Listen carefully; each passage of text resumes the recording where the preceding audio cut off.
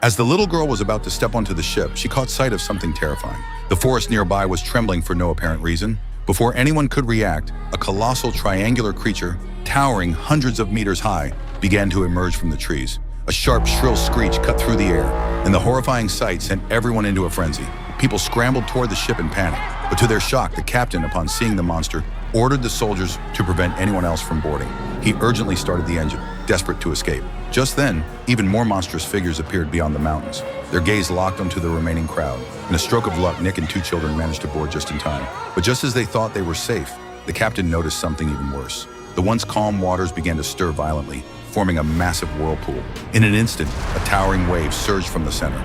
A larger creature, its enormous form rising from the depths below, flipped the ship over effortlessly. People who had just been relieved aboard were now tumbling into the water, like dumplings being dropped into a pot. After a desperate struggle, Nick and his family finally made it to shore. He quickly ushered his daughter into a nearby cellar to hide. But inside the cellar, they were met with something even more horrifying. A gigantic eye suddenly reached in through the underground entrance. The terrifying sight made Nick instinctively recoil in fear, but the monster quickly circled around to the other side of the room. At that moment, a mouse appeared, catching the creature's attention. Nick seized the opportunity, engaging in a deadly game of cat and mouse with the monster, trying to keep it distracted. Several tense minutes passed before the monster finally grew impatient. Just as this happened, another man grabbed an axe, ready to strike.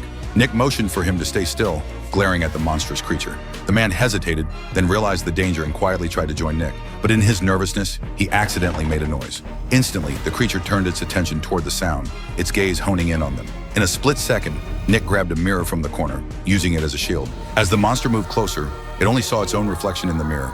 Unable to find anything else, the creature finally lost interest and retreated. Only then did the three of them allow themselves to breathe a sigh of relief.